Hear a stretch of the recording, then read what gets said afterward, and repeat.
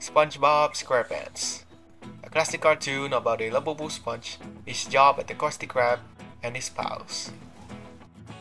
And the Western genre, filled with 10-gallon hats, horses, guns, and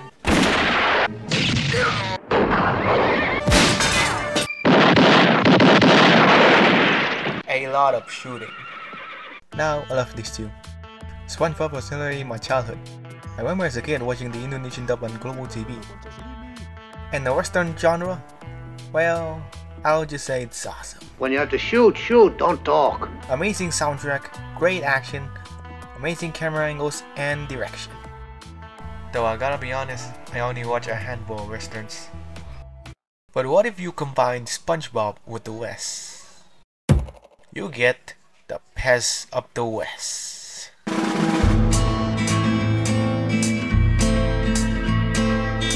The Pest of the West is the 16th episode of Season 5 of SpongeBob, and it's a Western-themed half-hour special.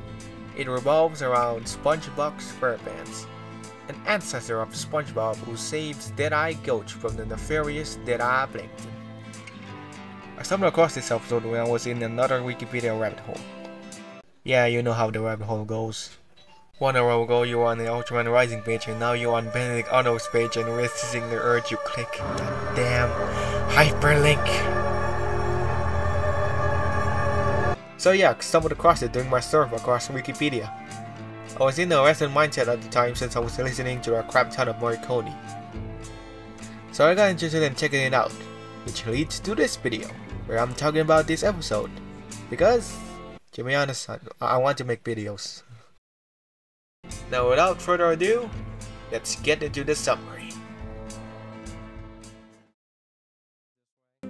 The episode starts with SpongeBob at work before Patrick bursts in and starts yelling, "The mollusks are coming! The mollusks are coming!" We then learn that Patrick is pretending to be his famous relative, Patrick Revere, who warned everyone about the mollusks. But they didn't listen and they probably got ripped to pieces. Krabs then comes in and talks about his own famous relative, Great-Great-Grandpappy Krabs, who invented the spendthrift billfold system, which does this. SpongeBob, realizing he doesn't really have a famous relative, gets sad as he walks through town, passing by a crab-covered statue as he gets all melancholic. Then, Sandy appears, greets SpongeBob and asks why he's sad. And he asks if Sandy has a famous relative, to which she says she does. My great-aunt Rosie Cheeks was the first squirrel to discover oil at Spindletop, Texas. She's ready to blow!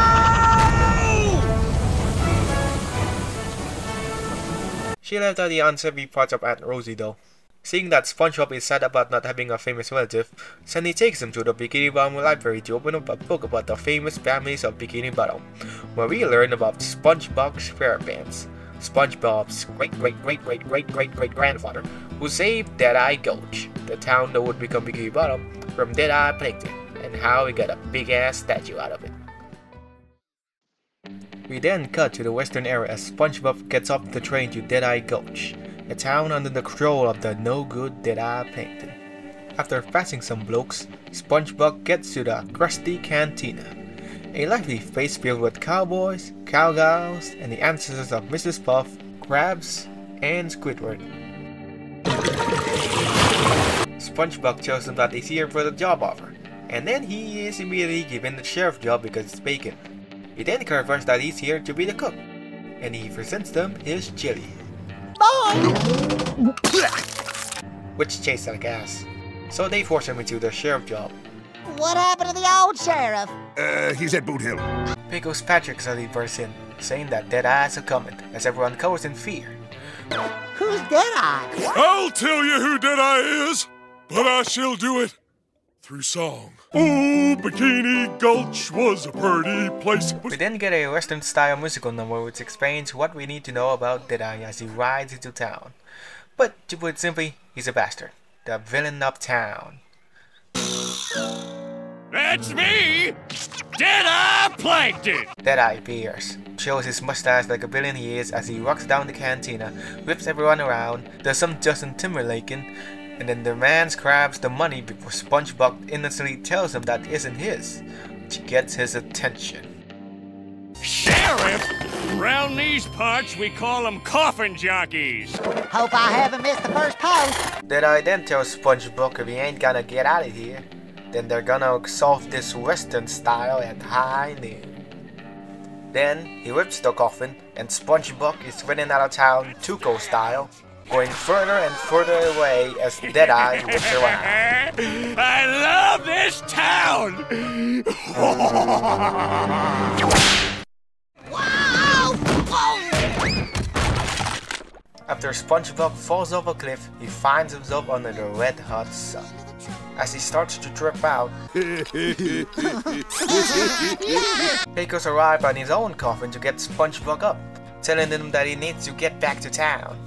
SpongeBob, however, is dejected, thinking he ain't good enough to save the town, only for Pecos to give him a good old slap and tell him, Out west, a man gets right back up on his coffin and faces his problems with the help of his idiot sidekick friend. That's me! I don't know. Ow! After another slap, SpongeBob gets the drive to save the town, and he hops on Pecos' coffin as they go off to Deadeye Gulch. Hee-haw! Meanwhile, Pups, Crabs, and Tentacles try to leave town in a stagecoach, only for Deadeye to appear and strip them out of their clothes. After Deadeye leaves, SpongeBob and Pecos arrive in town, and after seeing what Deadeye did, SpongeBob gives a speech to rile up and not give up in despair, saying, If we all team up together, we can stand up to Deadeye Plankton and Forget it, SpongeBob! After Pecos shows his historically inaccurate pajamas. Wait. SpongeBob then finally gets them to believe after he talks about how an idiot friend, Pecos, got him back up from despair, and they huddle around for a plan that SpongeBob doesn't have. Then, Deadeye appears to face SpongeBob, and it's high noon. With the help of his... We're right behind you, boy! Way behind you! I mean, the support of his pals. It's time for the showdown. Just kidding. He steps on Deadeye, winning the match, and everyone celebrates. Soon after, Deadeye Gulch becomes Bikini Gulch, everything's much safer, and Krabs charges money for people to step on Deadeye. SpongeBob and Pecos have a chat, and the former says that he finally discovered the power of idiot friendship. After that, we see SpongeBob at a ceremony where Krabs unveiled a large golden statue of the sponge made with all of Deadeye's gold, with quite the ass. And after that, Krabs apologizes for forcing him into being the sheriff, and he gives SpongeBob a badge for a pride cook. Wait, wasn't his chili literally ass? And with that, a photo is taken, and we cut back to the prison where SpongeBob is in awe.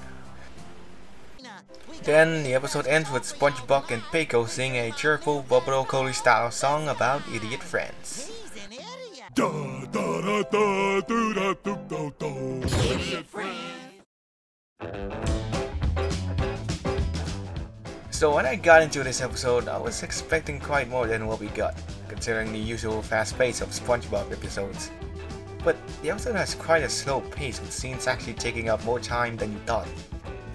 It succeeds in the Leone style by having scenes that take up a lot of time, yet doesn't overstay its welcome.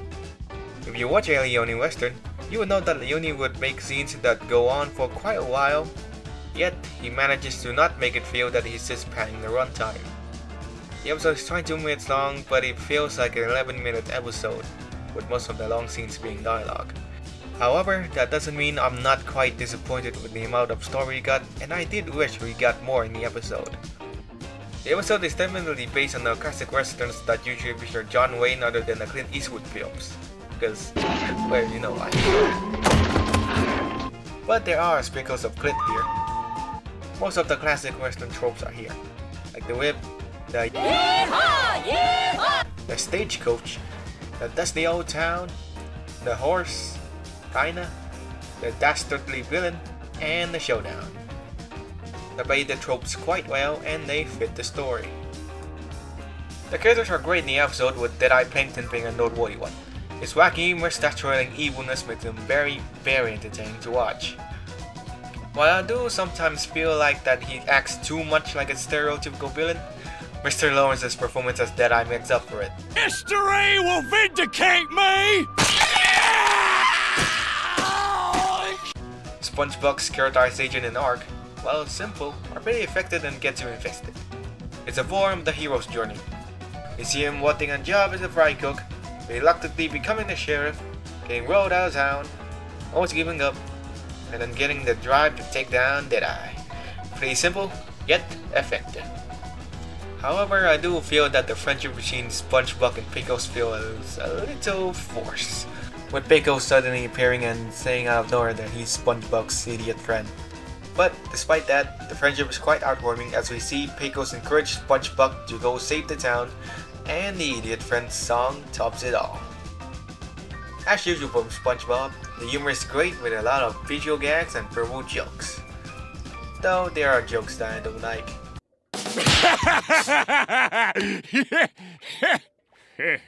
Yokelberg. Why?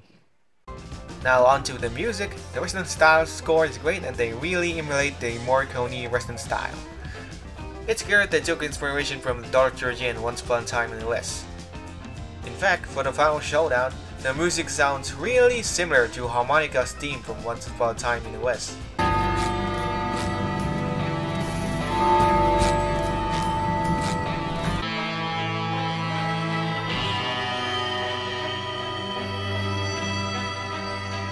The songs of the episode though, Deadeye and Idiot Friend, I don't really like. Though one time I did catch myself singing Patitucci's verses while cooking eggs.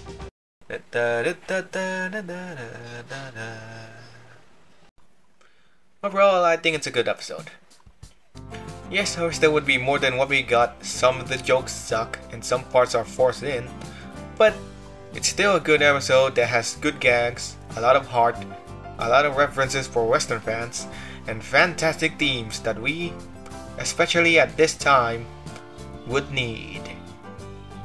So ride along, partner. I'll see you on the other side.